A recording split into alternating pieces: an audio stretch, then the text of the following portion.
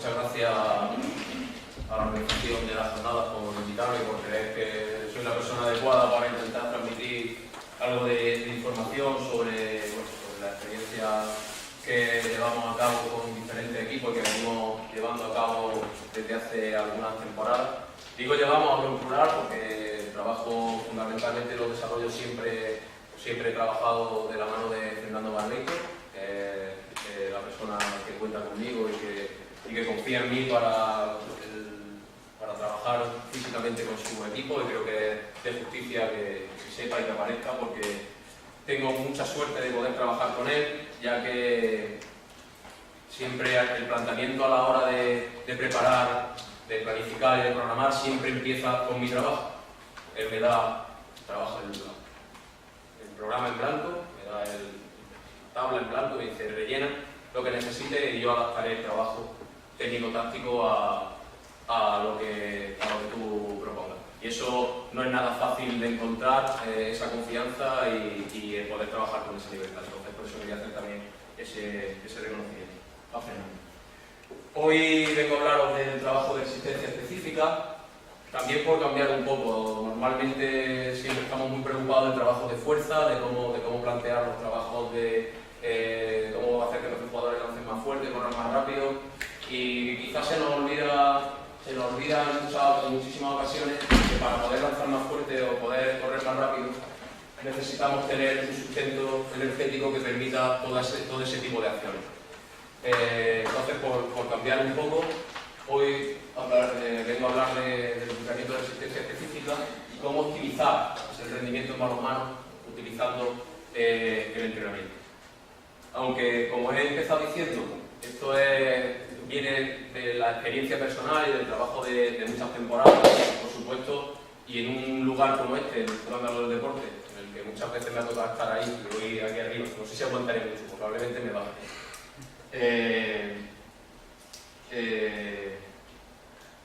¿Por dónde iba? Bájate. Sí. Joder, me he quedado. Bájate, me bajo. Y mucho más cómodo abajo. Bueno, lo que quería decir es que, bueno, el trabajo de resistencia es importante. Necesitamos conocer y tener el fundamento del por qué tenemos que entrenar de una determinada manera. Y eso es lo que quería decir, que aunque el trabajo venga, o que voy a exponer, o sea una experiencia y un trabajo prolongado de unas cuantas temporadas, por supuesto tiene su sustento y su base científica, porque en un lugar como este, precisamente Instituto Andaluz del Deporte, por el que tantas personas han pasado por aquí defendiendo el aporte de la ciencia en el deporte, no podría ser de otra manera. Entonces, en alguna ocasión tendré que remitirme, o vaya a ver que me remito a artículos científicos o a ciertas investigaciones que son necesarias y que creo que todavía resaltan más o hacen que el trabajo que se realiza se pueda realizar con mayor tranquilidad. ¿De acuerdo? Pero antes de empezar a hablar de la resistencia propiamente dicha, como esta jornada está enmarcada dentro de un evento de balonmano femenino, y previendo que podía haber entrenadores del ámbito femenino también en la sala, que creo que estaremos casi al 50% entre el masculino y el femenino, me gustaría empezar haciendo esa pregunta. ¿Existen diferentes tipos de balonmano atendiendo al género de sus practicantes? ¿Sí? ¿No? Yo tengo mi propia opinión sobre eso, pero empiezo siempre con una pregunta para que empecemos nosotros mismos reflexionando sobre si creemos que existen diferencias o no existen diferencias. Cristina, ¿hay diferencias entre el balonmano femenino y el masculino? Yo creo que sí. ¿Por qué? No es lo mismo trabajar con un equipo femenino que con un equipo masculino. Todo lo que va a ver aquí no es para nada lo mismo. Pero empezando simplemente por la psicología. Desde el punto de vista psicológico, ¿tú crees que es diferente? Vale. Y desde el físico. Y desde el físico también, pero... Ahora veremos. Me refería a tipos de balonmano.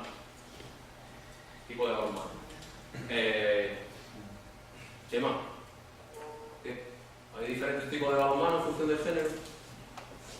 Yo para mí también comparto un poquito la idea de que sí, en el sentido de práctica también a lo que es la práctica real en la pista.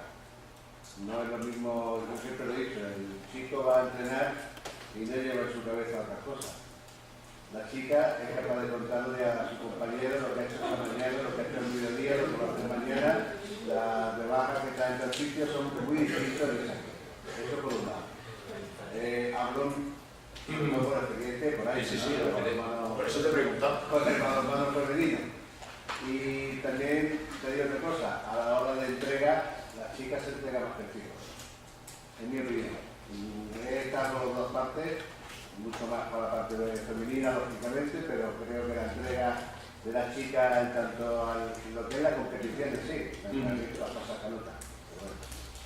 Vale. O sea, estamos haciendo, sí, estáis haciendo alusión a factores psicológicos, motivacionales, agonísticos quizás, de lo que es entrenar a chicos y chicas. Bueno, yo te dejo ahí la pregunta en el aire y ahora, según vaya exponiendo, que cada uno vaya cambiando o no su decisión en función de lo que se pueda ir aquí exponiendo. Entonces, creo que hay que reflexionar un poco sobre este aspecto, sobre si tenemos que entrenar diferente a las chicas o no, o bueno, a los chicos, con respecto a las chicas. Y para responder a esa pregunta empiezo a dar mi argumento. Yo todavía no he dicho si sí o sí, ¿vale? Para los que me habéis sufrido en algún que otro curso o incluso en la universidad, sabéis que esta definición me acompaña siempre. Es una definición de balonmano que dio Hernández Melián en el 88, bastante antigua, pero que no ha cambiado, que desde mi punto de vista, lo que es el balonmano no ha cambiado. Pues entonces dice que es un deporte sociomotriz, de cooperación en oposición, desarrollado en espacio estandarizado, de utilización común para los participantes, de los cuales intervienen simultáneamente sobre el móvil, cuyo objeto introducido a la puntería contraria, utilizando para ello los medios permitidos por el reglamento.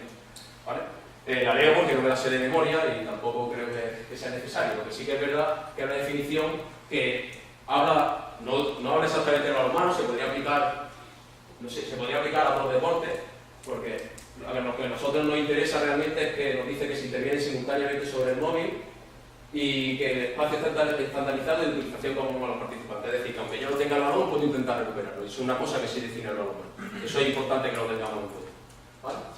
Y que en la preparación física también tiene su importancia. No es lo mismo defender de forma reactiva, esperando a que venga otro equipo falle o meta gol para tú tener el balón, a que tú intentes recuperar el balón constantemente. Por eso me gusta poner esta definición. Aquí no habla de ninguna diferencia entre géneros. Elementos invariantes del juego: el reglamento, móvil, terreno de juego, metas, compañeros y adversarios. El móvil varía en tamaño y en peso. No varía en forma, no varía en peso. Perdón, no varía en la forma ni en la superficie ni en el material. El terreno de juego es 40 por 20. Para chico y para chica. Las metas son 2 porterías, de 3 por 2, 6 metros cuadrados a defender. Tanto si mide 1,60 como si mide 2 metros. El espacio que tiene que defender el portero es el mismo. Compañero, 6 contigo y adversario, 7 contra ti. Sea chico o chica. Yo no estoy respondiendo todavía a la pregunta. Todavía no la estoy respondiendo. ¿O sí? Y aquí tenemos un partido femenino, final del Campeonato del Mundo, y un partido masculino. Un Reina Carlevo en Barcelona, un Francia-Noruega. Os dejo que miréis un rato y ahora haré alguna preguntilla sobre lo que estamos viendo.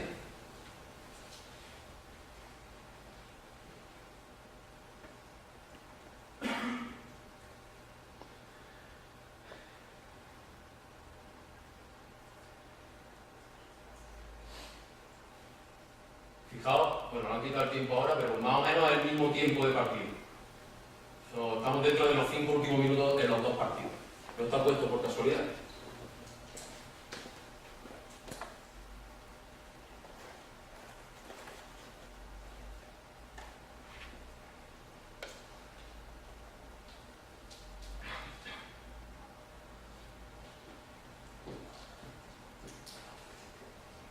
Bien. Bueno, un corte un poquito más largo que el otro, pero podemos empezar ahora. ¿Qué hacían las chicas para jugar? No, es una pregunta retórica, que alguien me ayude. Pablo, ¿qué hacían las chicas? Creo que exactamente lo mismo que los chicos, ¿no? pasar, correr, bueno, pasar, desplazarse, contacto defensivo y saltar. ¿Sí? Sigo sin responder a la pregunta. Sigo sin responder a la pregunta. Entonces, ahora vamos a contestar. ¿Existen diferentes tipos de balonmano? ¿O existen diferentes casuísticas en el balonmano? El balonmano es balonmano. 40 por 20, 7 contra 7, con unas determinadas acciones motrices para todos y todas. Por tanto, creo que a la hora de entrenar y de proponer las tareas de entrenamiento, no debemos diferenciar entre el balonmano masculino y el balonmano femenino, para nada. Es más, creo que si se puede observar alguna diferencia hoy día a la hora de jugar, es por ese pequeño complejo que existe entre que no se puede entrenar igual a los chicos que a las chicas. Las chicas pueden empezar a entrenar antes que los chicos. Su evolución maduran antes. Esa maduración les permite, esa maduración más temprana les va a permitir tolerar ciertas cargas de entrenamiento que los chicos tienen que esperar más tiempo para poder asumirlas. Por ejemplo, todo el trabajo láctico, todo el trabajo en la vía energética láctica, las chicas pueden empezarlo mucho antes que los chicos. Mucho antes. Mucho antes. Tampoco es decir un año o 18 meses, pero sí que pueden empezar en la etapa cadete, mientras que con los chicos hay que tener mucho más cuidado. Y debemos esperar un poco más, casi a mitad de la etapa juvenil, para trabajar de forma sistemática, de forma láctica, anaeróbica láctica. Por tanto, abramos nuestra mente y empecemos a pensar que las chicas son un ser igual que un chico a la hora de jugar al balonmano, con las casuísticas psicológicas que me habéis comentado y con las que estoy de acuerdo. Entonces, sí podemos entrenar de la misma forma. Sí podemos entrenar de la misma forma. Estamos trabajando con una poliatónica, Lara González y Jan. El mismo tipo de entrenamiento. Un entrenamiento de fuerza, pero orientado a la fuerza, pero que podría ser cualquier tipo de entrenamiento. Se puede entrenar igual. Se puede entrenar igual. No es que se pueda, es que debemos. Es que debemos. Entonces, ya sí que vamos a empezar a hablar de resistencia. ¿De qué vamos a hablar hoy? ¿De qué objetivos debemos tener a la hora de entrenar? ¿Qué herramientas utilizaremos para llegar a cumplir con esos objetivos? ¿Cómo utilizar esas herramientas dentro de un calendario de competición? No se ve muy bien, pero esto es un calendario, intento que se asemeje a un calendario de liga, y esto es un calendario de copa, como por ejemplo la competición que está pasando aquí, o como la que vais a tener muchos de vosotros la semana que viene y la siguiente, los cadetes, o los seleccionadores de los campeonatos de España. No es lo mismo entrenar para esto que para esto. No podemos afrontar el entrenamiento ni la programación de la misma forma, porque los requerimientos energéticos y los requerimientos fisiológicos, sobre todo influidos por la fatiga que se va a acumular y los tiempos de descanso, van a ser muy diferentes. Y si da tiempo, que sí, te dará, hablaremos un poco de cómo evaluar la condición física desde el punto de vista de la resistencia y cómo podemos utilizar las herramientas de evaluación como parte fundamental del entrenamiento y como elementos que nos van a permitir la mejora. Y aquí siempre me gusta hacer una puntualización. De un tiempo a esta parte, y gran parte de culpa la tenemos los profesores, los que trabajamos en las facultades, a todo hay que ponerle número. A todo hay que ponerle un número y a todo hay que cuantificarlo. Y es normal, porque si no tenemos un número, no tenemos una cantidad de que nos sirva, un valor que nos sirva de referencia, no sabemos si estamos progresando o no. Pero corremos el riesgo de entender que eso es entrenar. Evaluar es entrenar. Y solo lo dediquemos a evaluar a nuestros jugadores. No se trata de eso. La preparación física va mucho más allá de tener un valor de referencia. La preparación física consiste en mejorar, en permitir que el jugador dé el máximo rendimiento en todo momento, es decir, optimizar su rendimiento. Utilizaremos los test como referencia, pero no puede ser el entrenamiento. Que de un tiempo a esta parte parece que si no haces en los entrenamientos RSA, o no utilizas el 30-15, o no haces el yo-yo test, no estás entrenando bien. Tenemos que olvidar un poco de esa idea, y volver a la pista y hacer cosas propias de la pista, utilizando los test como valores de referencia para verla mejor y para ver si tu propuesta de entrenamiento sirve o no sirve. Una vez hecha la puntualización, aquí tenemos 4 cortes del mismo partido, de la final del Mundial Femenino. Primer minuto de juego de la primera parte, me parece que el minuto 26, 27 de la primera parte, primeros minutos de la segunda, segundo y último minuto del partido. Quiero que observéis las diferencias y ahora también haré alguna pregunta. Fijaos, lo voy a poner de nuevo. Fijaos, por ejemplo, en la intensidad defensiva, en la actividad defensiva y en los ritmos. Por ejemplo, las 3 primeras filas, fijaos en el primer cuadro, la siguiente en el de abajo. En este lado podéis fijaros en el cuadro superior y los demás abajo en el cuadro inferior. Y si os da tiempo a mirarlo todo, pues perfecto. Fijaos, último minuto. Noruega jugándose la vida porque va perdiendo de 2. Ahora veréis.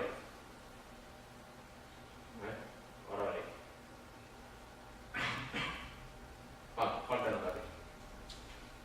Solo ese detalle. Os dejo que sigáis mirando.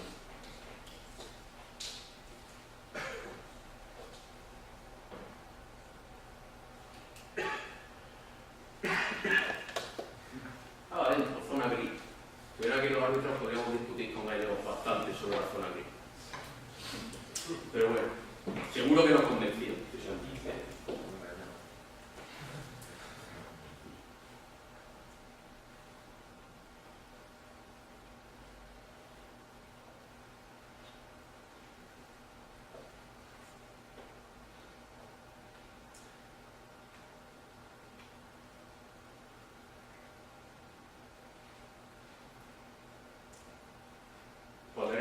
Porque no está pasando nada. Eso es importante también.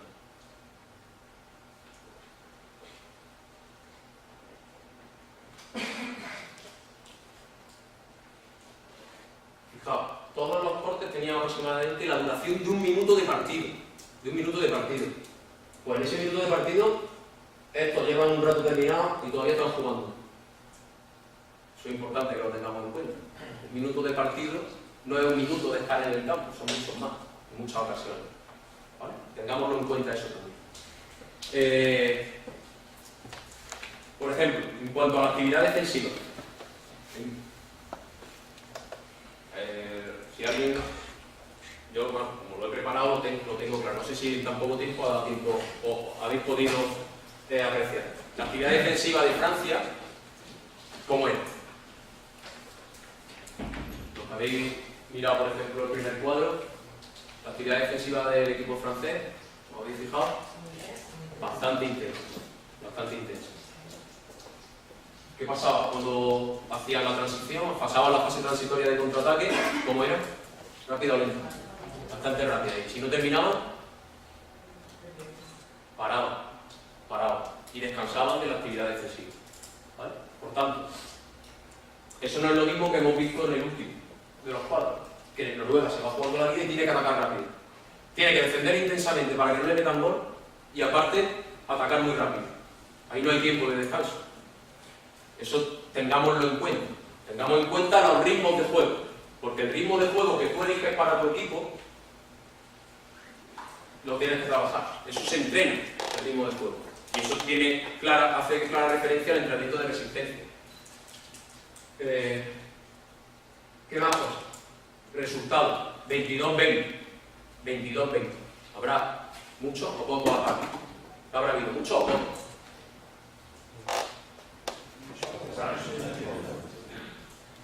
Vale.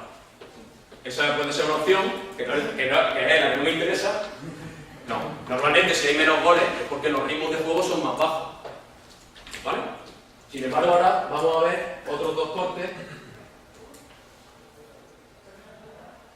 del partido anterior. Primer minuto de juego, minuto 27. Fijaos los ritmos. ¿Ves?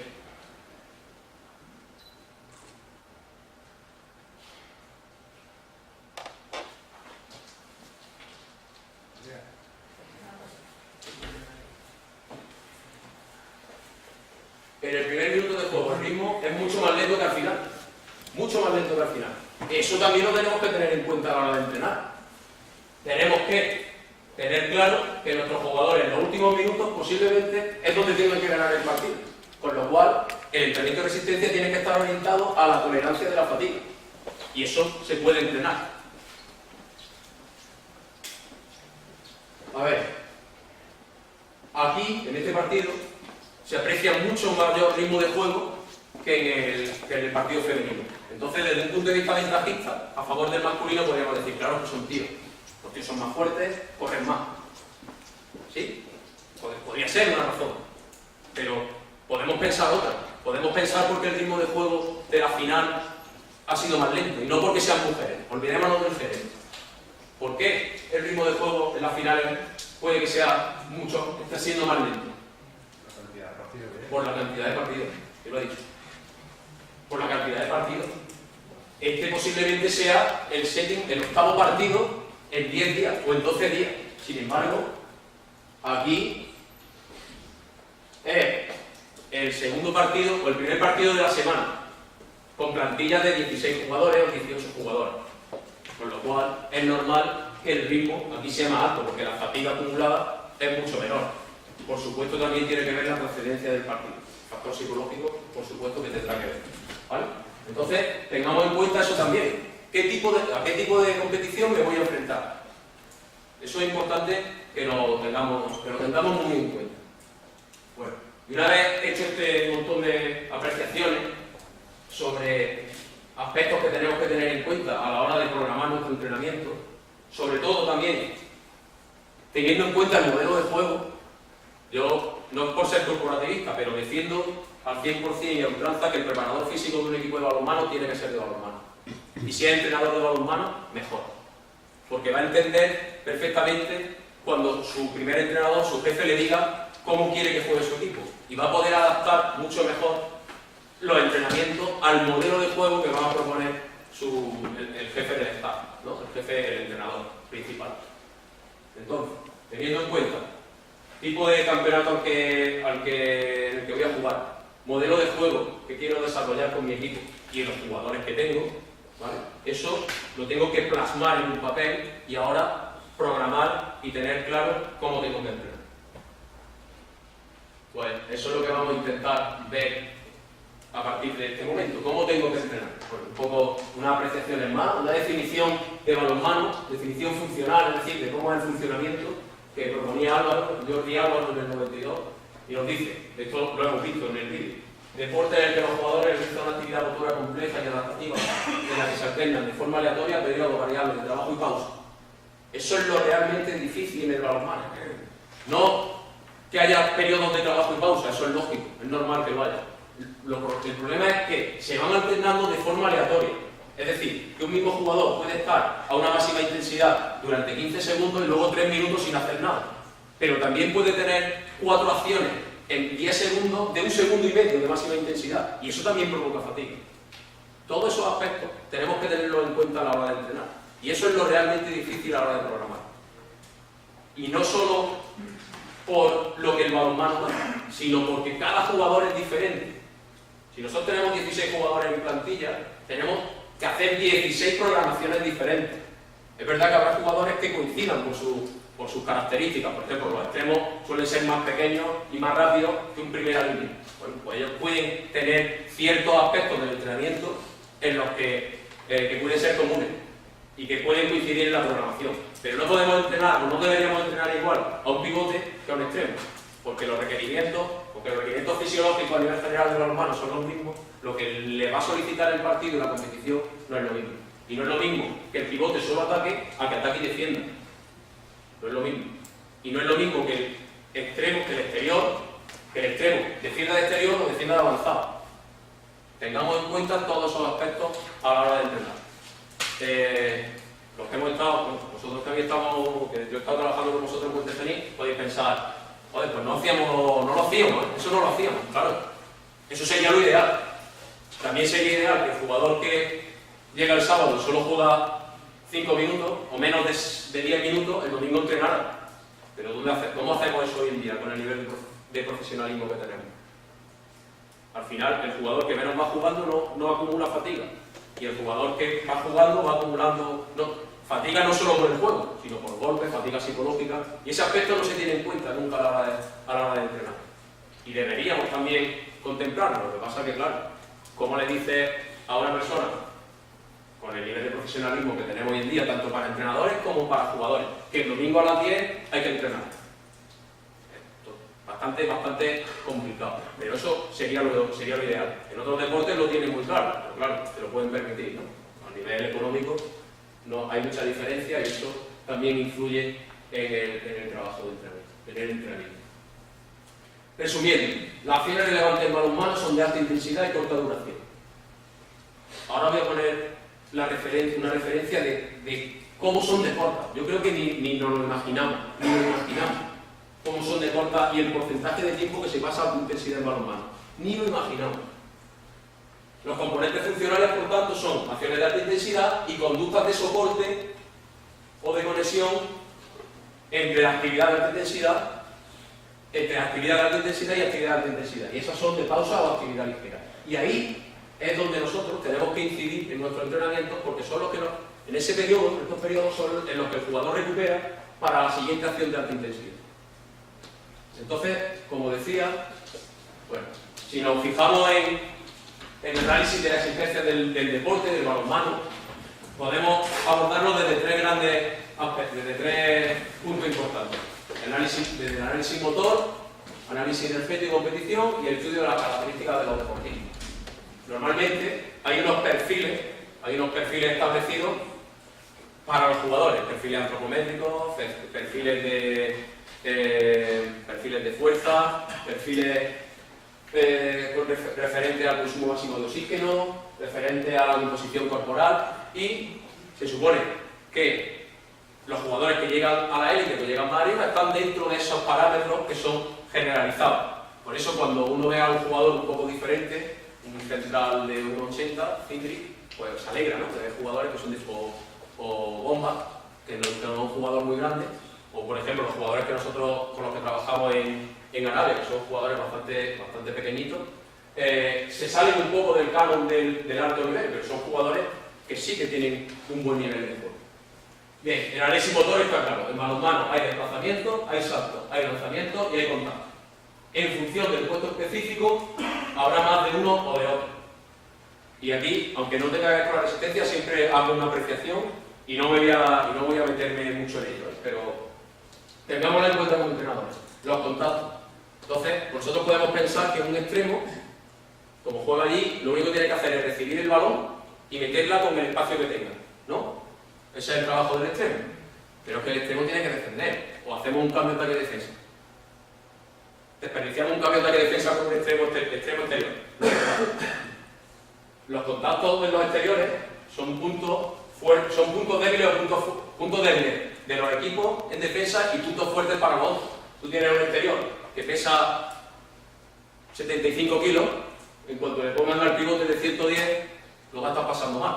Por tanto, no pensemos solo en que el extremo está para meter goles, que tiene que defender también, ¿eh? Lo hemos sufrido, ¿verdad? ¿Alguna vez? Eso. Entonces, tengamos en cuenta esos aspectos del análisis motor. Y ya nos vamos adentrando en el tema, la resistencia específica.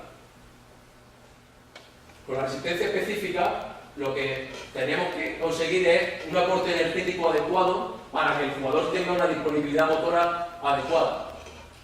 Disponibilidad motora de fuerza, de desplazamiento y luego la amplitud de movimiento como complemento a la anterior. Bueno, antes de seguir, una penúltima apreciación. Desde mi punto de vista, solo existe una capacidad, una cualidad física, que es la fuerza. Todas las demás son derivadas de ella. La velocidad es una derivada de la fuerza, es ejercer la fuerza más rápido. La resistencia es ser capaz de mantener una fuerza durante más tiempo, ¿vale? Partiendo de que la fuerza es la única que existe, aunque tradicionalmente ya sabéis que se ha estudiado de otra forma, ¿no? Fuerza, resistencia, velocidad y amplitud de movimiento.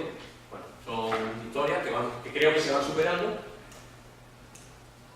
Decir, teniendo en cuenta que la fuerza es lo principal, tenemos que tener en cuenta que para poder ejercer una fuerza tiene que haber unos determinados niveles de resistencia que permitan poder ejercer esa fuerza. Es decir, que el aporte de energía para hacer cualquiera de ese tipo de acciones, que son evidentemente con carácter de fuerza, poder realizarla, ¿no? El aporte energético.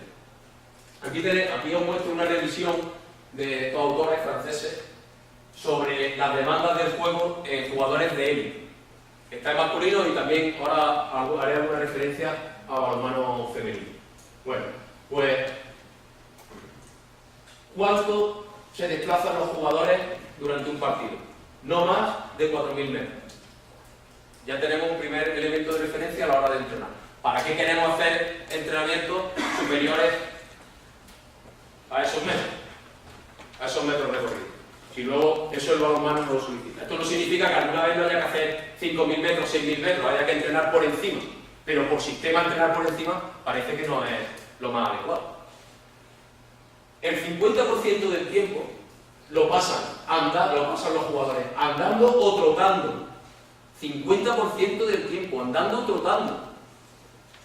Esto significa que tampoco tenemos por qué matar al jugador constantemente. Que hay que entrenar en calidad, no en cantidad.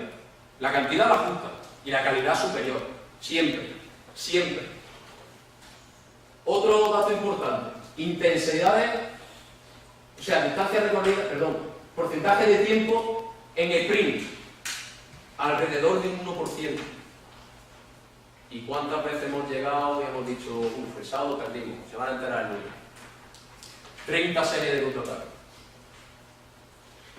Con descanso, bueno, lo que dé tiempo, lo que tarden en tirar todo. Estoy pasando con 30 series, yo creo que nadie habrá hecho tanto. Ajustemos nuestro entrenamiento en calidad. Esto no significa que no haya que entrenar un 3%, un 4%, un 5% o un 10% en alguna ocasión por encima del tiempo que la competición demanda al jugador. Pero tengamos en cuenta el entrenamiento de calidad. Porcentaje de tiempo, la frecuencia, que se está en una determinada frecuencia cardíaca, ¿no?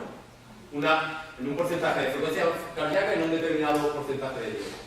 Pues, fijaos, cómo en un partido, mejor dicho, los jugadores están en intensidades submáximas la mayor parte del tiempo. La mayor parte del tiempo en intensidades submáximas. Los extremos, incluso menos de submáximos. Casi el mismo porcentaje de tiempo están entre un 70 y un 80% de su máxima frecuencia cardíaca que a un 80 o un 90. Sin embargo, fijaos los pivotes. Son los pivotes los que más entrenan en nuestro equipo. Yo no miro a nadie. En el mío no. Y eso es un fallo mío. Sin embargo, son los que sufren, los que trabajan a mayor intensidad durante la competición. Y es normal, porque están en contacto constante. Trabajo isométrico, constante. El trabajo isométrico a nivel fisiológico son los que tienen mayor requerimiento energético y demás. No vamos a entrar en eso. Pues tengamos en cuenta esos detalles a la hora de entrenar. Otro aspecto importante: consumo máximo de oxígeno. Se nos va la cabeza, yo creo que cada vez menos, con hacer pretemporada en que creemos que nuestros jugadores son maratonianos. No. Los primeros 10 días a correr, como si no hubiera mañana. Grandes volúmenes de carrera, grandes volúmenes.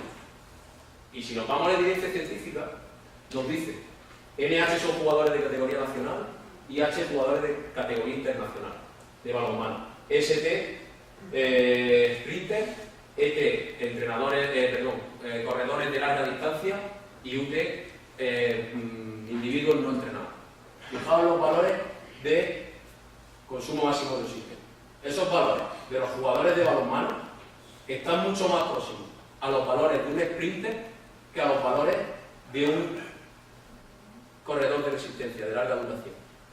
Eso también denota algo, denota que aunque la capacidad aeróbica es importante porque es la que va a sustentar todo el trabajo, no es la fundamental en el balonmano. Por tanto, creo que lo de salir a correr grandes volúmenes y grandes tiradas, métodos extensivos de entrenamiento de carrera continua en balonmano deberían estar ya olvidados, totalmente olvidados. Entonces, ¿cómo entrenamos? Pues eso es lo que voy a contaros ya mismo. En chicas, consumos máximos de oxígeno, para que tengamos también un valor de referencia, en función de un estudio de Carmen, estaba por aquí hace un momento. Para que tengamos, las chicas normalmente, como el consumo máximo de oxígeno está en relación también a los kilos, a la masa, a lo que pesa el individuo, normalmente los porcentajes son más bajos. ¿Vale? Bueno, pues ahí tenemos una serie de valores. Esto lo pongo para que no perdamos, para que tengamos como referencia que la capacidad aeróbica es importante, pero no es la base del entrenamiento de resistencia. No debe ser. Para poder permitirnos que la capacidad aeróbica no sea la base del entrenamiento de resistencia, ese trabajo tiene que ser previo. Ese trabajo tiene que venir hecho de la base. El trabajo de resistencia yo lo asemejo a una pirámide o un triángulo, con una base muy amplia, basado en el método, en la vía energética aeróbica, y a partir de ahí ir subiendo el nivel de intensidad, potencia aeróbica, capacidad anaeróbica, aláctica y láctica.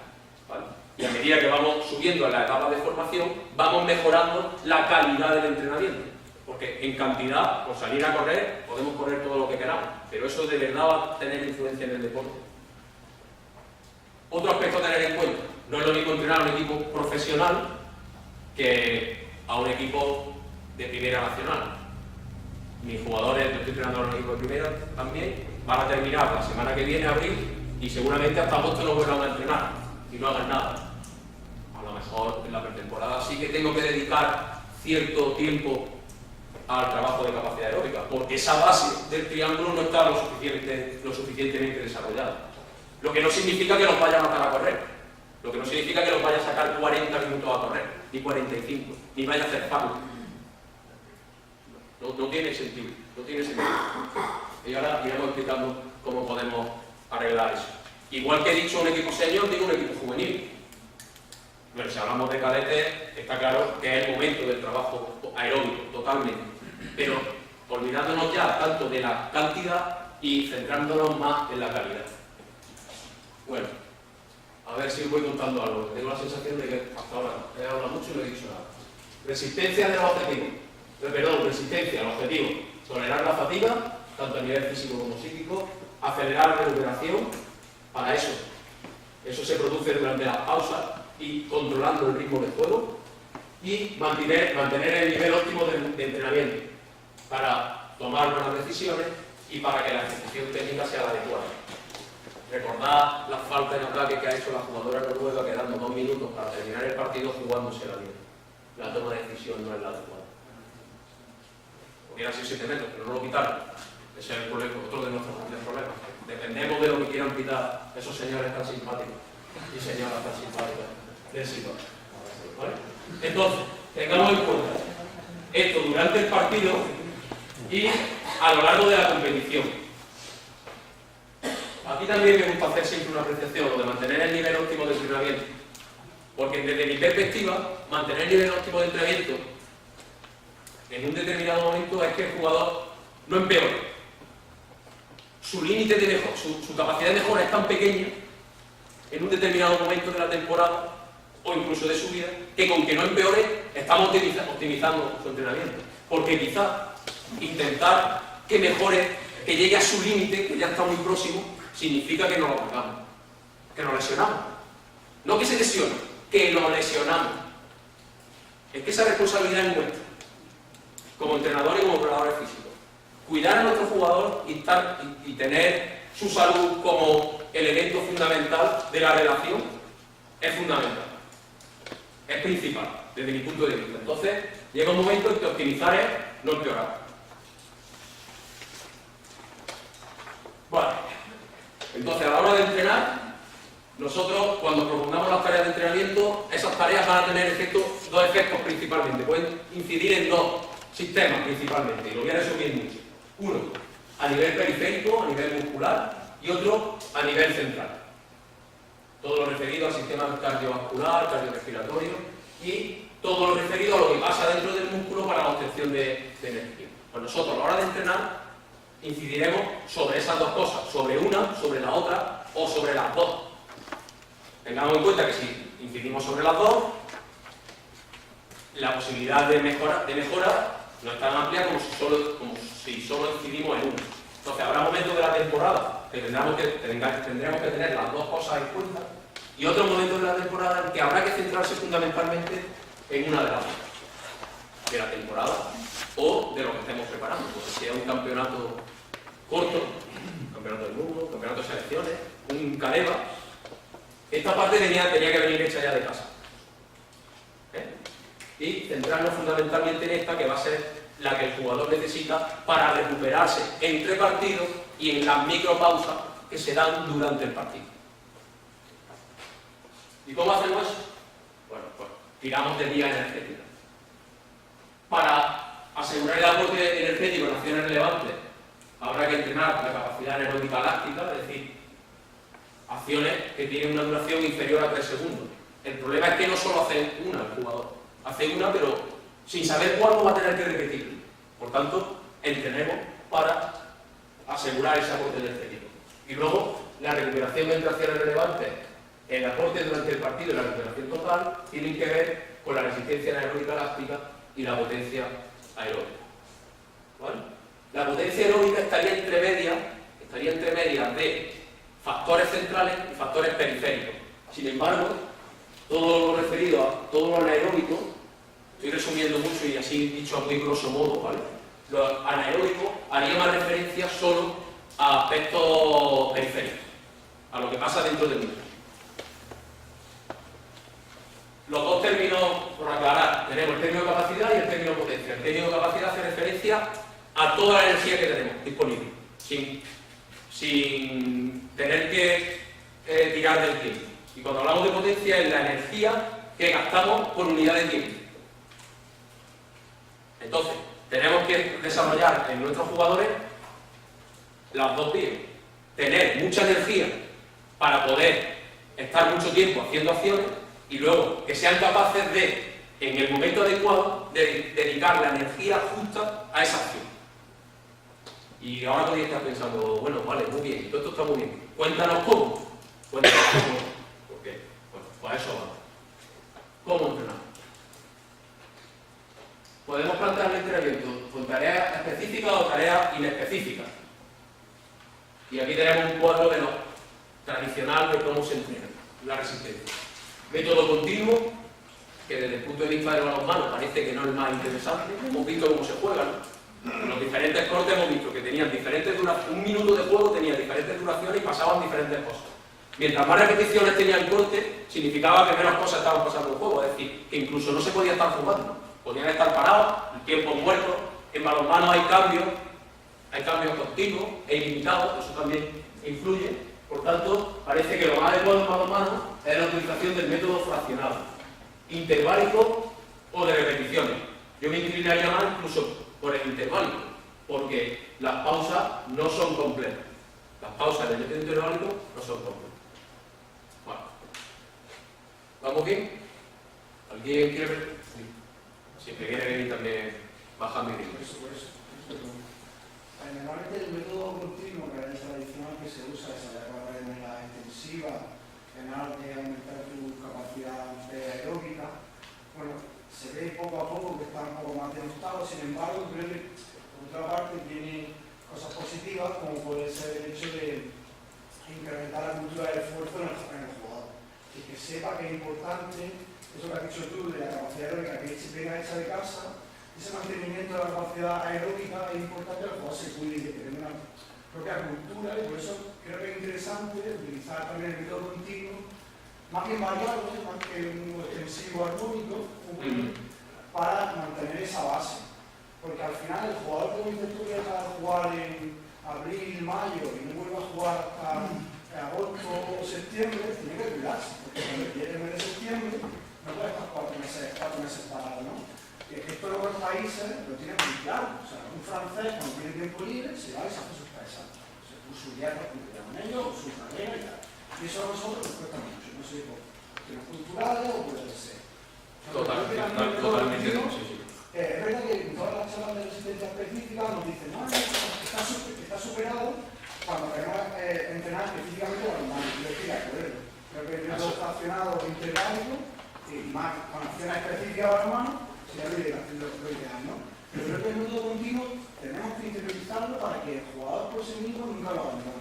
estoy totalmente de acuerdo contigo. El problema no eres tú como entrenador, el problema es transmitir eso al jugador y que prefiera salir a correr 20-25 minutos a quedarse en casa jugando a la Play o simplemente estando en Twitter un rato. Eso es complicado, pero por supuesto el método continuo es necesario, porque ya no solo, bueno, por lo que tú dices, por salud, es por la propia salud, del jugador. Bueno, pues eso es una tarea del entrenador y de concienciación. Lo que pasa es que en la sociedad en la que vivimos pues está difícil. Nos cuesta que vengan a entrenar con nosotros de forma sistemática y tutorizada, pues imagínate con enseñanza online, ¿no? Yo creo que todos lo tenemos claro. Los jugadores cuando estaba en el equipo de Asobal, un mes antes tenían un trabajo previo a la pretemporada y con los de primera 15, 18 días antes tenían un trabajo previo. El primer día no lo había hecho nadie. ¿Qué tanto por ciento de jugadores que tienen un plan previo estimas tú que han completado ese plan previo? De los dos que hay aquí, los dos. Que son 100%. De los demás no lo sé. ¿Un 10%? ¿Un 5%? Sí. No, en el equipo de Asobal no. Sí, porque es su trabajo y su profesión. No sé si exactamente al 100% tal como se le mandó.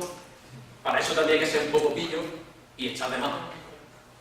Sí, claro. En el trabajo previo a la pretemporada, échale más, porque el jugador ya va a recortar.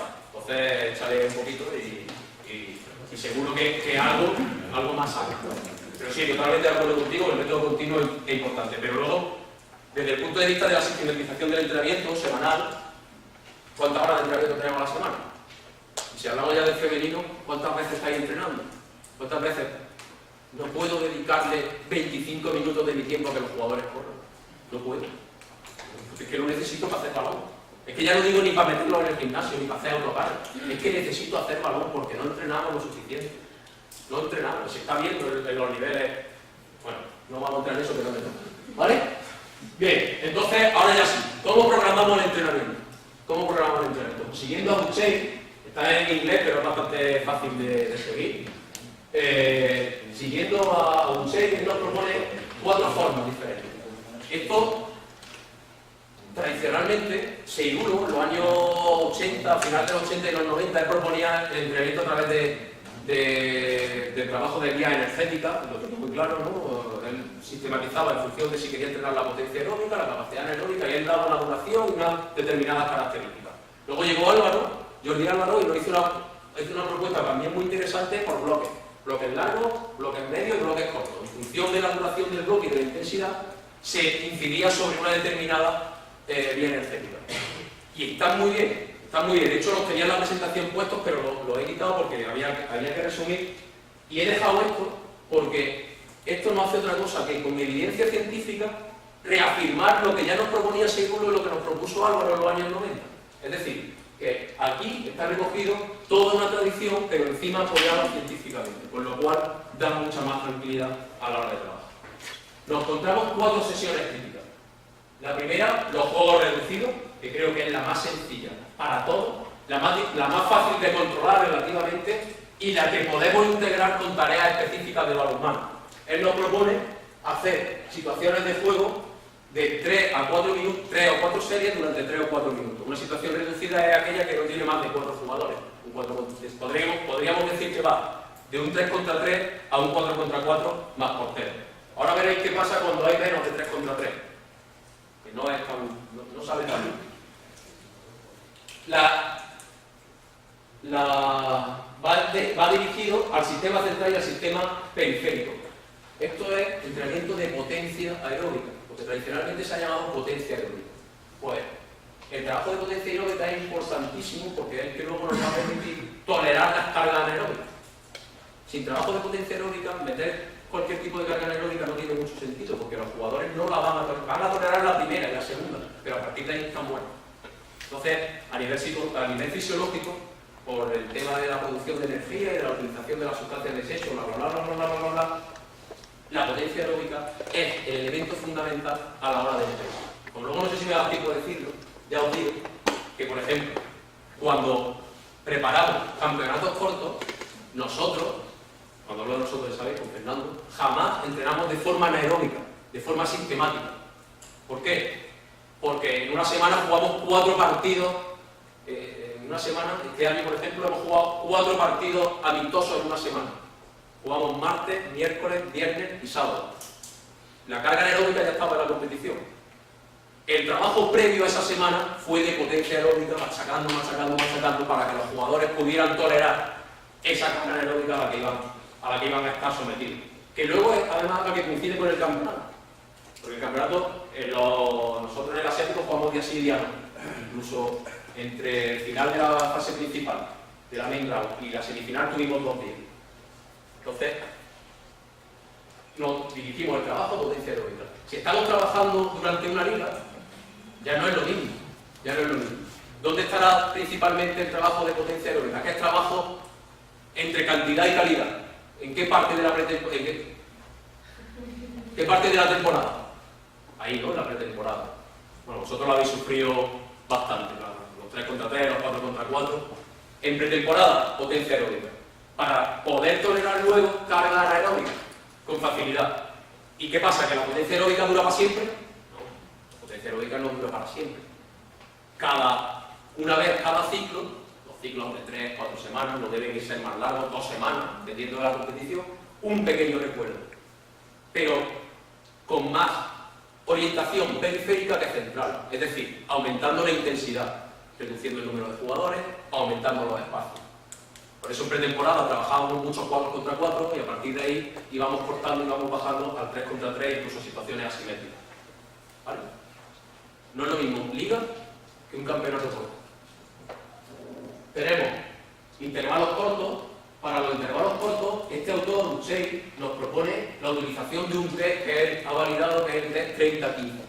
Es un test intermitente que ahora voy a explicar y lo vais a ver, y que nosotros utilizamos siempre porque nos da muchísimo juego y nos permite concretar los entrenamientos de una forma muy precisa. Aparte, aquí no podemos individualizar, no sabemos exactamente la carga a la que está sometida el jugador. Aquí sí. Utilizando el 30-15, cada jugador va a tener su distancia a recorrer y va a tener su intensidad totalmente controlada. Nos propone sprints repetidos con 3 o 4 series de 4 o 8 repeticiones entre 15 y 20 metros, repetidos cada 20 o 30 segundos. Vemos que había otra forma de entrenar muy importante, muy interesante, y nosotros lo hemos utilizado alguna vez con jugadores que estaban tocados, que no podían a lo mejor entrenar porque tenían algún tipo de problema en el hombro, tenían un problema en el tren superior, pero no en el tren inferior. Entonces es una manera de poder mantener su nivel, de optimizar su nivel adecuado a su estado lesional. Y también nos habla de sprint intervalado, vamos a traducirlo así, que se hace entre 4 y 6 sprints de 30 segundos repetidos cada 2 a 4 minutos, de 2 a 4 minutos. Aquí la recuperación es casi total o total, en función de si está más próximo al 2 o más próximo al 4. Si está más próximo al 4, más efectos centrales. Si está más próximo al 2, más efectos periféricos. Se hace a intensidad máxima, el all out intensidad máxima. Y aquí veis hacia qué sistema está dirigido. Periférico, central, con más carga periférica que central, ¿vale? Todo lo que sea periférico va a tener un nivel de carga mayor y va a provocar mayor fatiga en el jugador. ¿Qué significa eso? Que cuando provocamos este tipo de entrenamiento, necesitamos darle mayor descanso. Necesitamos separar más este tipo de entrenamiento entre ellos. Sin embargo, si son entrenamientos que hacen referencia o que inciden sobre aspectos centrales, sí se pueden dar con mayor continuidad. ¿Vale? Lo que pasa es que los entrenamientos dirigidos a aspectos centrales son más en cantidad y los entrenamientos dirigidos a aspectos periféricos son más de calidad. En uno prima el volumen y en otro prima la intensidad. La expectativa o lo esperado en la carga neuromuscular, es decir, en la fatiga que va a asumir el jugador, como veis,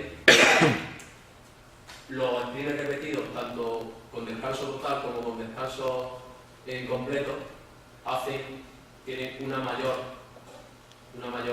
incidencia en la fatiga del jugador. Sin embargo, si quería decir. Y en los intervalos cortos, en función de si utilizamos cambios de dirección o no, ese COD, el Change of State of Direction, ¿vale? Tendremos mayor o menor fatiga. A mayor número de cambios de dirección, más fatiga. Y ahora lo vais a ver que nosotros lo utilizamos a la hora de hacer esto. Cuando aplicamos el test 30-15, cuando ya sacamos la carga individualizada, a veces hacemos la distancia en 30 metros y otras veces la hacemos en 20. Si la hacemos en 30 tenemos solo un cambio de dirección, si la hacemos en 20 tenemos hasta 2 cambios de dirección, con lo cual los jugadores asumen más carga. Eso también tenemos que tenerlo en cuenta. Bueno, situaciones de juego reducidas. ¿Qué tenemos que tener en cuenta? La dimensión del terreno de juego, el número de jugadores, el tiempo de actividad y el tiempo de descanso. Nosotros jugamos con eso. En función de esos 4 parámetros, los entrenamientos tendrán mayor o menor carga. Aquí tenemos un entrenamiento de 3 contra 3 y 3 contra 2, perdón, de un 2 más 1 contra 2, porque el más 1 siempre ataca en 20 metros. En 20 metros, 20 por 20. Como veis, un trabajo que también depende de que el jugador quiera hacerlo o no. Si el jugador no quiere hacerlo, da igual lo que proponga. Porque hay bastante diferencia entre este lado y este. También es verdad que en este lado está en superioridad numérica. ¿No? Esto, por ejemplo, esto es con la selección de Arabia, este invierno. No estaba acostumbrado a entrenar así. Sin embargo, con Puente lo hacíamos y iban como tiros, de verdad. Como tiros. Lo hacían con un nivel impresionante. Incluso por encima de la carga prevista. Bueno, pues aquí tenemos duración 3 minutos, 3-4 minutos, en función del momento, entre 4 y 6 series. Entre 3 y 6 series. Nosotros normalmente trabajamos siempre 3-4, no, casi siempre 4. ¿Vale? Requiere la colaboración, por supuesto, de los jugadores. Los jugadores no quieren hacer esta intensidad, da igual lo que propongan. Tienen que estar educados también. Pero es una manera muy fácil de entrenar la resistencia de forma específica, potencia aeróbica y además integrada. A nosotros aquí, este día lo hicimos con defensa individual. Otros días hemos hecho con defensa abierta, con defensa más cerrada. Eso ya depende también del modelo de juego y lo que interese. Teniendo en cuenta que mientras más cerrada sea la defensa, menos intenso va a ser. Porque es más fácil pasar. Ahora vamos a hablar también sobre eso. Otro ejemplo. El mismo, 3 contra 3, pero ahora la distribución es 40 metros por 10. Aquí hay mucho más desplazamiento, muchísimo más desplazamiento que el anterior. El anterior había más elementos técnicos, más elementos de pase, más cambio de dirección, y aquí, sin embargo, lo que hay son mucho más desplazamientos. Fijaos que esto ya vienen aquí racaneando, ¿no? Este ya no, bueno, hay que estar pendiente y ir apretando un poco. Con las defensas individuales se aumenta la intensidad. Es que ya lo está viendo venir y ya bastante avanzado para lo que yo no esperaba. ¿Vale? ¿Cómo podemos hacer? Pues para reducir un poco la intensidad, podemos limitar el número de pases, obligar a dar un número de pases determinado en cada zona del campo.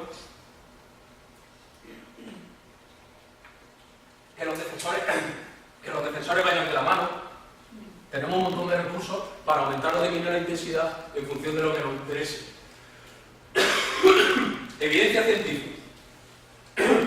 Esto está hecho un estudio de situaciones reducidas con GPS, medido con GPS. Jugaban 3 contra 3 más los porteros. 3 contra 3 con los porteros. Y ellos lo que hicieron fue utilizar 3 dimensiones diferentes del campo. Fijaos cómo a mayor dimensión las distancias totales recorridas son mayores. Eso parece lógico, ¿no? Pues es otra cosa que tenemos que tener en cuenta. Si estoy trabajando más en cantidad, a lo mejor me interesa que el campo sea más grande. Si estoy trabajando más en calidad, me interesa reducir el número de jugadores y el espacio. Reducir el número de jugadores y el espacio significa que va a haber más acciones de carácter técnico. ¿Vale? ¿Sí?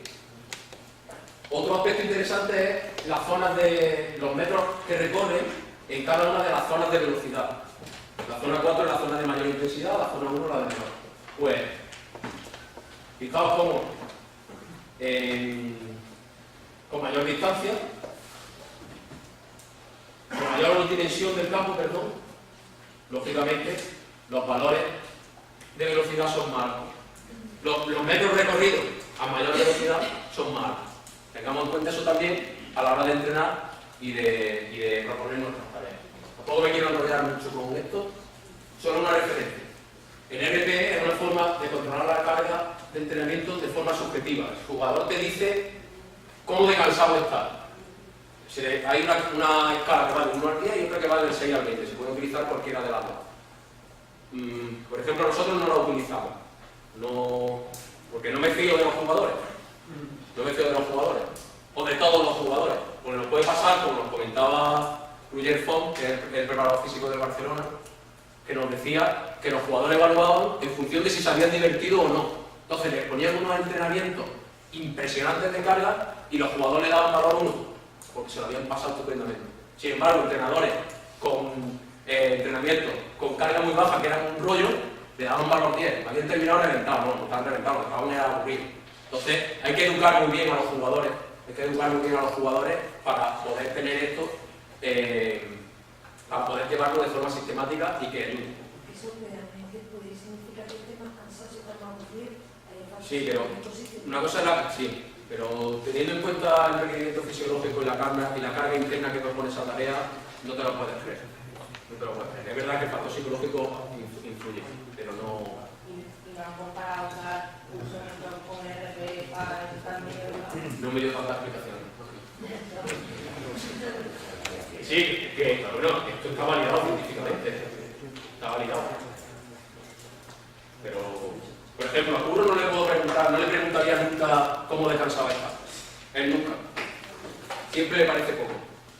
Y a Chipi te he preguntado alguna vez, no sé si te acuerdas, hasta el 10, ¿cómo está descansado? Un 7. Una opinión fiable. Una opinión fiable, pero con Curro, por ejemplo, no. No, porque siempre pedía más. ¿Vale? Otro estudio, ¿cómo influye? Este además, este lo hice con un alumno de la facultad. ¿Cómo influye, cómo se organiza el tiempo de juego? Sin descanso, 8 minutos seguidos. Esto fue en 4 contra 4, 30 metros. Bueno, 24 metros de espacio de juego, más los 6 del área, ¿vale? Luego hicimos 2 series de 4 minutos y 4 series de 2 minutos. Y quisimos ver cómo influye eso en la intensidad, ¿no? Y nosotros lo medimos a través de la frecuencia cardíaca, a través de una cosa que se llama TRIMS, que no voy a parar a explicar, pero que, bueno, nos da un valor de carga interna a través de la frecuencia cardíaca. En función del tiempo que se pasa en cada una de las zonas que se establecen, entre 50 60, 60 70, 70 80, 80 90, en función del tiempo que está la frecuencia cardíaca en cada uno de esos tramos, se saca un valor, ¿no? Y lo que nos dio es que el trabajo más intenso fue el continuo, que cuando había descanso entre ellos, la intensidad descendía. Y puede que tenga que ver un poco con lo que nos decía Gemma del trabajo psicológico, de la carga a nivel psicológico. Si os fijáis, cuando nos vamos a los valores que veíamos en el estudio de Buchey, que nos decía que los jugadores estaban a intensidades submáximas más tiempo, entre 80 y 90, es en el continuo donde más tiempo se están entre 80 y 90. Sin embargo, entre 90 y 100, bueno, también, pero no hay diferencia entre ellos, ¿vale? Por tanto, parece que con estos jugadores, con este grupo, la diferenciación, porque como veis, no hay diferencia significativa, casi seguro que hay diferencia entre el continuo y el variable y las dos series de 4. Bueno, no voy a poner estos números que cada uno pasaba, ¿vale? Vámonos al test 30-15. Otra forma de entrenar. Ya hemos visto las situaciones de juego reducidas, que era la última columna esta de lo que nos proponíamos hoy. Nos vamos ahora al 30-15. El 30-15 lo podemos hacer específico o no. Es decir, podemos meter elementos propios del juego de balonmano o no. A mí no me gusta, nosotros no utilizamos elementos propios de balonmano, lo hacemos siempre de forma inespecífica. De forma específica, las situaciones reducidas y esto de forma inespecífica. Aunque ahora vaya a ver algún ejemplo dibujado, no mío, o sea, alguna representación con elementos de juego específicos. A ver, este test nos da una velocidad final, que es la velocidad de ese test, BIF, Velocidad Interval Fitness Test. en el Velocity Interval Fitness Test. Esa velocidad tiene correlación, y una correlación bastante alta, con el consumo máximo de oxígeno. Aunque para saber el consumo máximo de oxígeno de un jugador, lo mejor es hacer una prueba, un test de esfuerzo de estos que se ponen en un tapis rodante y le ponen la máscara, eso es lo mejor. Pero como no tenemos acceso a eso, podemos utilizar esto. Está relacionada con la función aeróbica máxima, con la capacidad anaeróbica, con cualidades neuromusculares y de cambio de dirección, capacidad de recuperación. Es un test intermitente, como el balonmano, por eso tiene tanta utilidad.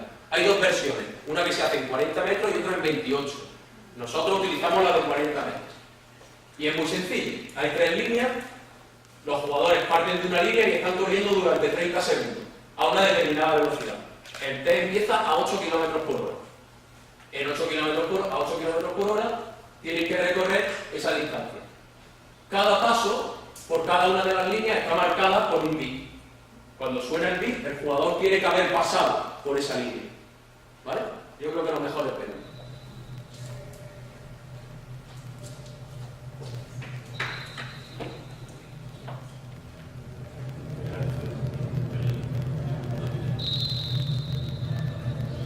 Había oído, se oye de fondo, y aparte Fernando pitaba, porque no se nos olvidó el altavoz, entonces pitaba para reforzar todavía, pitaba por el silbato para reforzar el foul. Están 15 segundos parados y ahora van a correr durante 30 segundos.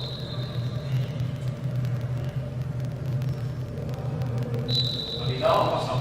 Ahora mismo van a 14 km por hora. Esos 14 km por hora. Están más o menos, algunos estaban ya casi para terminar. Porque algunos pararon a 16,5. Ahora veremos algunos valores de referencia. Es muy sencillo de hacer. Solo necesitas tener el audio, que lo podéis conseguir en internet, o pedírmelo, y ya. Siguiente salida, línea C. ¿Cuándo paran el test? Cuando no consiguen pasar 3 veces seguidas, entrar 3 veces seguidas dentro de los 3 metros previos a la línea que tenían que haber llegado. Y podéis decir, claro, esto lo haces con la selección de Arabia, ¿no? que tiene todos los medios, ¿vale? Con la selección de Arabia y con mi equipo de primera nacional. 8 km por hora, acaban de empezar. Fijaos que van 8 km por hora es andando. 8 km por hora es andando. Vamos a adelantar un poquito. 10 minutos te quedan. No puede ser. ¿Cómo que no? No puede ser. Lo digo yo. Dame 15. No. Vale.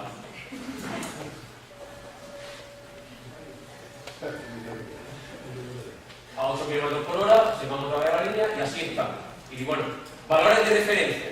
Lo normal en un jugador de balonmano, aproximadamente 18, 19, los muy buenos 21. Algunos que hay presentados hizo 21, eso está muy bien, ¿vale? En chicas, aquí tenemos algunos valores de referencia. Donde pone HD es balonmano, pues hockey, casi 18. El hockey es normal, el campo es largo, el campo es más largo, es normal que tengan mejores valores. Este, por ejemplo, cerca de 18, pues bueno, ahí vemos una referencia para chicas y una referencia para chicos. Los chicos siempre un poco más, ¿de acuerdo? Donde ponga HD son balonmanos, así. Este, por ejemplo, en la Mies, pues la media tuvo en 19,5, una buena marca. También es verdad que se mejora mucho a la hora, cuando lo va repitiendo, y en 2 semanas vuelve a hacerlo, la marca es mucho mejor. Vale. Y ahora es el último elemento que nos queda saber qué hago yo con ese valor, ¿no? Que el jugador está corriendo hasta que no puede más y ha parado a 18 km por hora. ¿Y qué significa esos 18 km por hora? ¿Cómo lo aplico esos 18 km por hora de entrenamiento? Muy sencillo. Ese 18 km por hora es su 100%, esa es su PIF, esa es su velocidad del test intermitente de Buchev. Ese es su 100%. Entonces, en función del porcentaje de carga con el que a mí me interese trabajar, 90%, 85%, por encima del 100%, pues yo hago la operación correspondiente, su regla de 3, o lo hago y ya. También lo mejor es pasarlo a metros por segundo, porque como nosotros trabajamos en 40 metros, Es mejor pasar la velocidad a 40 metros por segundo. Es decir, si son 18 km por hora, multiplico por 1000 y divido entre 3600 y me sale 5. Lo he hecho antes de venir para no tener que parar. Me sale 5. Si quiero trabajar al 90%, pues por 0,9, 4,5. A 4,5 metros por segundo. Eso significa que en 15 segundos va a recorrer 15 por 4,5, 60, 62 y medio, ¿no? 67 y medio, más o menos, ¿vale? Pero existe una hoja PDF que ha hecho el propio Buchey, que la tiene en su página web y que si no tenéis acceso directo le escribís y os las manda, que es así, porque este hombre es así, enrollado, y ahí nos dice series de 15-15, 15 segundos de trabajo, 15 de descanso. Porcentaje al que quiero trabajar, 95%. Tiempo de trabajo, 15 segundos. ¿Cuántos metros? 30. Pues le meto, aquí están los nombres de los jugadores, le meto su marca en el test y automáticamente me dice qué distancia tienen que recorrer, en línea recta o si hay cambio de dirección. Porque si hay cambio de dirección, se le resta 0,7 metros por cada cambio de dirección que se meta, hay que restar 0,7 metros en el recorrido, ¿vale? Esto es de su página web, esto está sacado de la página web de Buchey. Este es el suyo. O trabajo al 100%, tiempo de trabajo 30 metros y en una distancia de 50. En balonmano no nos interesa trabajar 50 metros, porque va a pasar por el camino de 50. Máximo 30 metros. Máximo 30 metros. Entre 20 y 30 está bien, ¿vale? Y aquí tenemos una aplicación del test. Fijaos, como hay una marca en el suelo, aquí cada jugador, en función de su marca en el test, tiene una distancia a recorrer, así está individualizado. Todos tienen que correr en 15 segundos la distancia que le corresponde. Ahí hay una marca, ahí hay una marca, ahí hay otra marca. Y estos tenían justo 60 metros. Estamos trabajando en 30 metros. Desde la línea de fondo hasta la línea, hasta la mitad del otro campo. Ida y vuelta. ¿Cuántas veces hacemos esto? Pues siguiendo la propuesta de Buchey, nosotros hacemos, él propone hacer series de 6 minutos, a nosotros eso nos parece demasiado, entonces cortamos y hacemos series de 3, con menor descanso entre las series, pero hacemos series de 3, 4 series. ¿Y qué hacemos en muchas ocasiones? Hacemos una serie de situación de juego reducido y la siguiente la hacemos así, mezclamos específico y en específico. Así, si en el específico algún jugador se ha escaqueado, aquí no se escaquea, porque tiene sus metros justos los que tiene que recorrer. Si os ponéis a ver el vídeo atentamente, veis que hay algunos jugadores que recortan hasta 2 metros. Siempre va a pasar. Pero bueno, el aprendizaje de entrenador, métele 1 metro más en el resultado final y ya está. ¿Vale? Aquí, por ejemplo, los tenemos con mayores... bueno, aquí lo hacemos en 20 metros. Este vídeo me dio problemas ayer y sigue dando. Os aseguro que se mueve en unos segundos. Lo hacemos en 20 metros. Mayor carga porque tiene mayor número de cambios de dirección. Pero otra vez volvemos a individualizar la carga al máximo.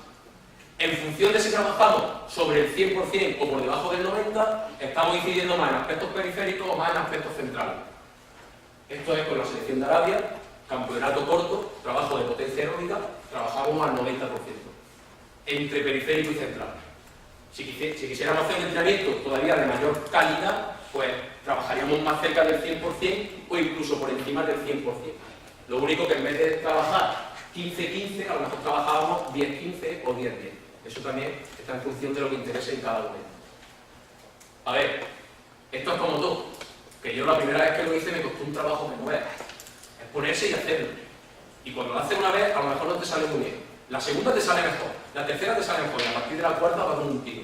Es decir, que tenéis una herramienta muy sencilla para utilizar, muy sencilla, que está al alcance de la mano para individualizar el entrenamiento.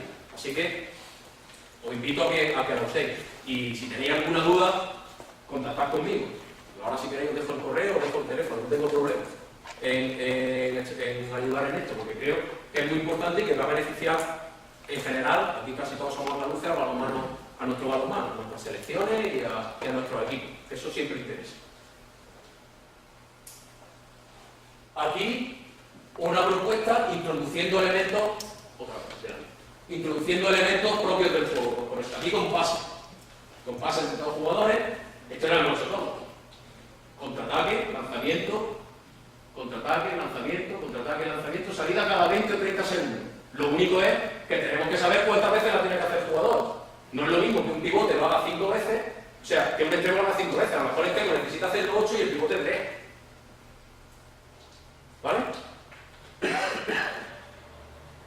Y bueno, un ejemplo de trabajo esto con mi equipo, un ejemplo de trabajo no exactamente en 30-15, aquí eran series de 1 minuto, la máxima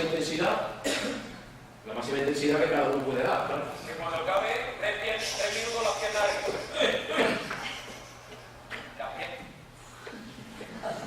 No, porque no salen cosas que no están bonitas que tienen. Salen cosas que no son bonitas. ¿Vale?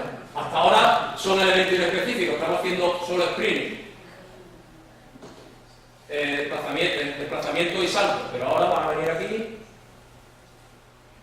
contacto, fuerza de lucha, pues para que no se maten les pongo un baloncillo y tienen que tirar uno y otro, por ejemplo. Otras veces empujan y pagan de un respaldo. Bueno, buscamos recursos y a partir de ahí ya se meten aspectos específicos. Aquí están lanzando, están haciendo un 1 contra 1 que no se ve al final del vídeo. Y ahí un lanzamiento, se han parado, tienen que volver. Claro. ¿Vale? Bien. Una cosa que se me olvidó decir de los test. ¿Para qué nos sirven también? A veces no nos cuadran los grupos, no tengo suficiente espacio con la gente que tengo para entrenar. Porque quiero hacer situaciones de 3 contra 3, pero tengo 2 campos. Y a 3 contra 3 salen 6, 6, 12 y tengo 4 jugadores más. ¿Qué hago con esos 4? Pues mientras estos están haciendo la situación de juego, los otros están haciendo el 30-15 en otro lado. Y están entrenando lo mismo, solo que alternamos el orden en el que tienen la carga específica o la carga inespecífica. Es decir, que el 30-15 es que te da muchas soluciones, te soluciona muchas papeletas. Propuesta de shape en función del puesto específico. Primera línea, pivote, extremo y portero. Pues ahí nos dan unas pautas de cómo deben trabajar a partir de este test.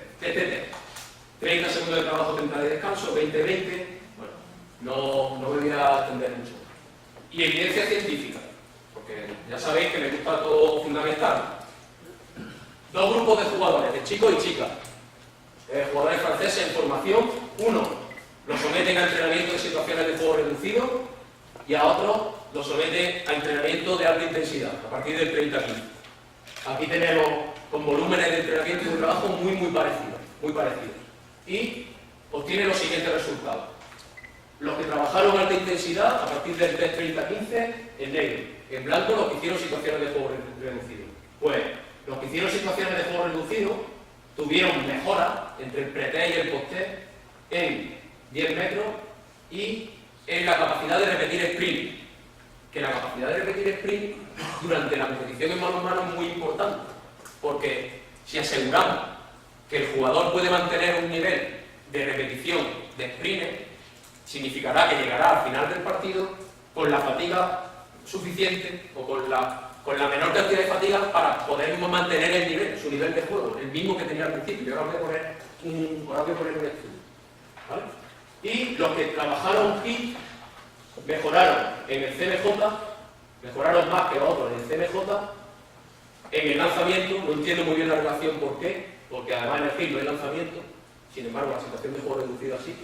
Y mejoraron, por supuesto, en la velocidad en el propio test. Como veis, en función de lo que interese, si me interesa incidir más sobre aspectos de resistencia, parece más interesante trabajar en situación de juego reducido. Si me interesa trabajar más en aspectos de fuerza, parece que el HIIT da mejores resultados. El sprint repetido, hay tantos sprints casi como entrenadores, nos podemos encontrar 1 millón de protocolos de sprint repetido, 1 millón. Aquí os pongo algunos ejemplos. Algunos con cambios de dirección, lineales con algún cambio de dirección, otros rectos y otros con un cambio de dirección, con 2 cambios de dirección diferentes. Algunos, el descanso se hace al final, son de ida, te para y vuelve. Otros, hace la ida, viene al trote y vuelve a salir. También está un poco en función de lo que interese y el momento de la temporada. Nosotros, por ejemplo, hemos utilizado con la selección española de balonmano en playa, tanto la masculina como con la femenina. Hicimos 7,5 porque es que el paso 18, 17. Entonces, tampoco 27 sí, pero quitando la área, quita 6 y 6, se queda en 15, ¿no? Entonces, no nos interesaba, hablando con Dani Lara, es verdad que no nos interesaba hacer un RSA más largo. Con 7,5 está bien. Entonces, por ejemplo, con la selección de playa utilizamos. Y aquí está el estudio que os quería poner, que está en vuestro, vamos a ver si lo estamos intentando, lo vamos a sacar en breve. Capacidad de repetir sprints con menos de 30 segundos de diferencia entre sprints. Diferencia entre primera parte y segunda parte. Esto está hecho con un equipo cadete y está medido con GPS. Fijaos cómo hay diferencias significativas entre la primera y la segunda parte. Este equipo necesita entrenar para que el nivel al menos se mantenga, o al menos no haya diferencias significativas a nivel estadístico. Esto entre partes, pero si lo hacemos entre periodos de 10 minutos, fijaos cómo cada vez los periodos van descendiendo. No hay diferencias significativas entre ellos, sí, perdón. Entre el penúltimo periodo, es decir, del minuto 40 al 50, hay diferencias con respecto a los 4 anteriores, diferencias estadísticamente significativas. Y sin embargo, en el último periodo, los jugadores, pues ya sea por cómo se desarrolló el partido, por su carácter colectivo, por lo que sea, son capaces de hacer más, pero bastante alejados del principio del partido. Incluso entre partes, esto sería el final de la primera parte y el inicio de la segunda, incluso entre partes veis que no hay diferencia. El inicio de la segunda parte debería ser más alto. Eso significa que la capacidad de recuperación del jugador no está totalmente desarrollada. Puede ser que es porque sean cadetes y el trabajo anaeróbico todavía no está sistematizado. Lo que sí que es verdad que el trabajo de potencia aeróbica, ese trabajo que va dirigido a los aspectos periféricos y centrales, debería de ser desarrollado más ampliamente.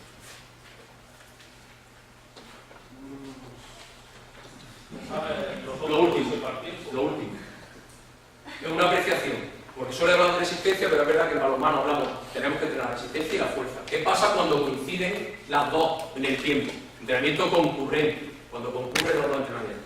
Tenemos que tener cuidado porque muchas veces proponemos entrenamientos que están produciendo efectos contrarios.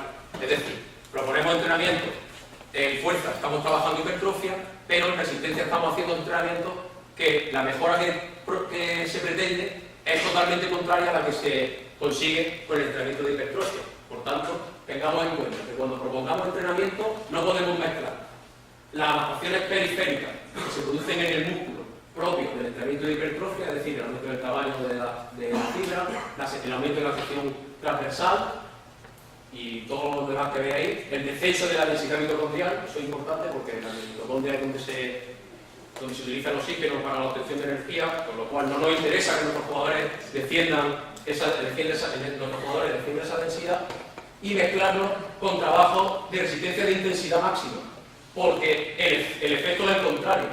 En los entrenamientos de trabajo de intensidad máxima, la densidad mitocondrial aumenta, la densidad capilar aumenta y la reserva de glucógeno muscular aumenta. Sin embargo, en hipertrofia todo eso disminuye. Tengámoslo en cuenta a la hora de entrenar. ¿Vale? Otra cosa es que si necesitamos desarrollar la hipertrofia con nuestros jugadores, siempre, pero eso no me toca, no toca ahora, eso no toca ahora, ¿vale? Entonces, a la hora de entrenar resistencia y fuerza, tengamos en cuenta eso, ¿vale? El cuándo entrenar, ya lo he ido diciendo, en función de las características del campeonato. No es lo mismo un campeonato corto que una liga, pues habrá que incidir de diferentes formas. En el periodo transitorio, como decía Juan Carlos, capacidad aeróbica. En el periodo preparatorio, dirigir casi todo el entrenamiento a la potencia aeróbica y capacidad aeróbica elástica, y durante el periodo competitivo incidir sobre la capacidad y potencia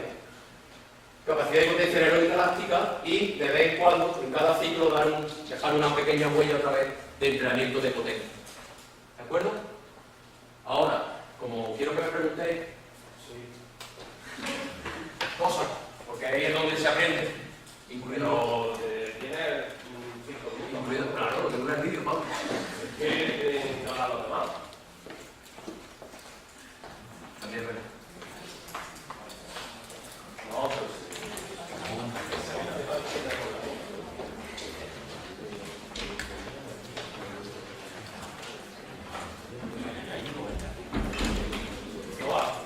Sí, sí, que está así. La cámara rápida para que veáis un entrenamiento completo en 5 minutos. No sé, yo he terminado. Si tenéis alguna pregunta, venga.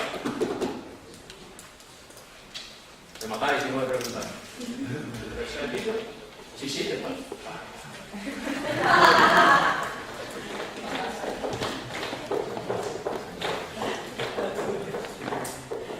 Ahora sí. Vamos, ¿quién está? Vale. ¿Ya? Ya.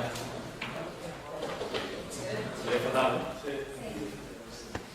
Pues nada, ¿alguna apreciación? ¿Pregunta? Eso es mala señal. No me he explicado muy bien o me he explicado perfectamente. No, eso no me lo creo. Al final, el hermano masculino y femenino, igual, ¿no? No sé. Sigue. Dime. Aparte de porque no cuadran en los grupos de entrenamiento y demás, ¿crees que hay alguna diferencia entre entrenar la resistencia específica de manera general o de manera específica con respecto al grupo? Es decir, hacer small state game o hacer el test? Más que con respecto al modelo de juego, yo tendría en cuenta el carácter de los jugadores. De forma inespecífica, el jugador no se puede escaquear. Se puede escaquear, pero tú lo estás viendo claramente. Sin embargo, en una situación de juego reducido, además, mientras más jugadores haya, más se pueden quitar del medio. Más vías de escape tienen. Entonces, quizá por eso, el entrenamiento inespecífico, utilizando el 30-15 o el RSA, es más intenso, porque el jugador no tiene vía de escape. Sin embargo, la situación de juego reducida, sí.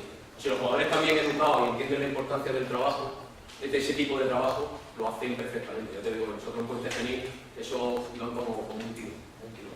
Perfecto. ¿Vale? Sí.